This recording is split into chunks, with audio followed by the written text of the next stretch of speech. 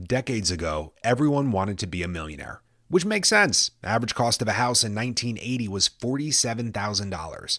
Now, 47K will get you a house in New York City with 16 square feet, and most likely in Staten Island. Now, everyone wants to be a billionaire, which makes sense. A billion is a shit ton more than a million. How much more? Let's put it in perspective in terms of time. 1 million seconds is 11 and a half days. 1 billion seconds is 32 and a half years. Which is why investor Graham Duncan says we shouldn't aspire to be financial billionaires. Instead, look at our current selves as time billionaires.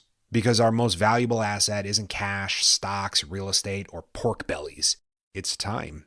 For the fellow deucers out there in their 30s, 40s, even 50s, you are time billionaires. You have 1 billion seconds of life left. Deucers in their teens and 20s probably have 2 billion seconds left. You gents are time multi-billionaires. But you know when the majority of us will probably begin to actually appreciate this asset?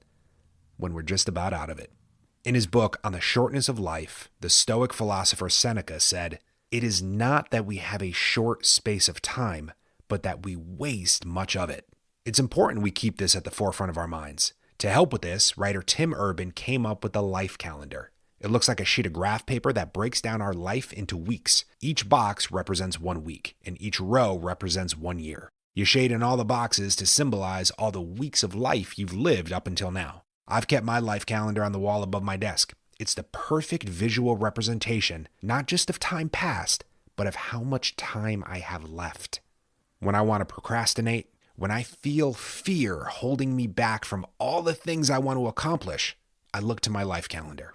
I see all the time that's already gone by and the limited time I have left, and I ask myself, do I want to wastefully spend this asset?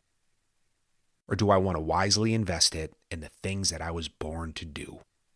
We live in a world where everyone's trying to get rich and everyone wants to be a billionaire. But dude, you're already a billionaire. So today, with this most precious asset, one that you are literally spending by the second, how do you want to invest the rest of it? Investor out.